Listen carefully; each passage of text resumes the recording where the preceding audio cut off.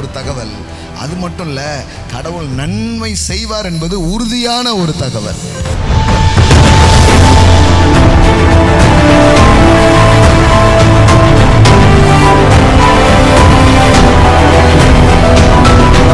எல்லா நன்மை எங்கிருந்து வருது?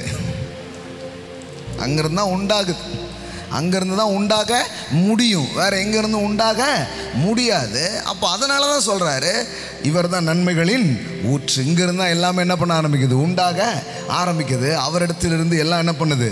வருது. எனக்கு உதவி அங்கிருந்து வருது, எனக்கு உயர்வு அங்கிருந்து வருகிறது. ஆமென். நன்மையான எந்த ஈவும், எல்லாம் சொல்லுங்க, நன்மையான எந்த ஈவும். நீ காலையில் நான் உங்களுக்கு சொல்றேன், கர்த்தர் சில நன்மைகளால வாழ்க்கையை நிரப்புறதுக்கு உங்களை கொண்டு வந்திருக்கிறார். ஆமென், ஆமென். தீமெல்லாம் விலகி கேட்டதெல்லாம் எடுத்து போட்டுட்டு நல்லதை உங்களுக்கு கொடுக்கிற ஒரு நல்ல அப்பா ஒருவர் இருக்கிறார். He is a good father. ஆமென். இயேசு அதுதான் முதல்ல சொல்றார். உங்களுக்கு பெரிய பெரிய சத்தியெல்லாம் தெரிய வேண்டியதில்லை, இது தெரிஞ்சா போதும், சிம்பிளாக தெரிஞ்சா போதும். கேட்குறாரு, அப்பத்தை கேட்டா உன் பிள்ளைக்கு கல்லை கொடுப்பியா? இதுதான் கல், சாப்பிட அப்படிம்பியா? மீனை கேட்டா பாம்பை கொடுப்பியா? கொடுக்க மாட்டேன், கரெக்டாக கொடுப்பேன். பொல்லாத ஆள் நீ.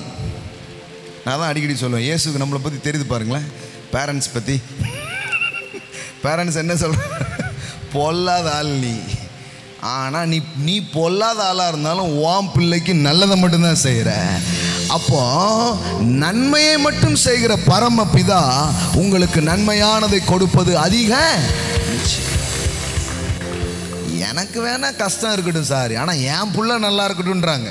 நான் எம்புடு கஷ்டம்னாலும் நான் பட்டுக்கிறேன், ஆனால் என் பிள்ளைங்க என்ன பண்ணக்கூடாது? நான் பட்ட கஷ்டத்தை பாருங்களேன், கல்வாரியில் இயேசு தொங்கின மாதிரியே மாறிடுறாங்க. நோய்கள்லாம் எனக்கு வரட்டும், சுகம் என் பிள்ளைகளுக்கு போட்டோம். ஆமென். சாபம் எனக்கு, ஆசீர்வாதம் உனக்கு, தரித்திரத்தை நான் சுமக்கிறேன், செழிப்பேன். இதுதான் பாருங்க கடவுளுடைய எண்ணமும் கடவுளுடைய மனசும், அதுதான் உங்களுக்கு கொடுத்துருக்கிறார். அப்போ இயேசு எவ்வளோ சிம்பிளாக பிரசங்கம் பண்ணுறாரு பாருங்க. இங்கே பாரு, நீனே செய்ய மாட்டேன், நீ கெட்டாலாக இருந்தாலும் உன் பிள்ளைகிட்ட தான் பண்ணுவேன், நல்லது தான் பண்ணுவேன். அப்போ கடவுள் கெட்டது பண்ணுவார்ன்றது தவறான ஒரு தகவல். அது மட்டும் இல்லை, கடவுள் நன்மை செய்வார் என்பது உறுதியான ஒரு தகவல். நன்மையானதை கொடுப்பது அதிக நிச்சயம் அல்லவா? எல்லாம் சொல்லுங்க, அதிக நிச்சயம்.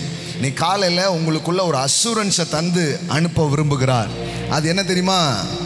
நான் ரொம்ப நல்லா இருக்க போறேன், எனக்கு நிறைய நல்லது நடக்க போகுது.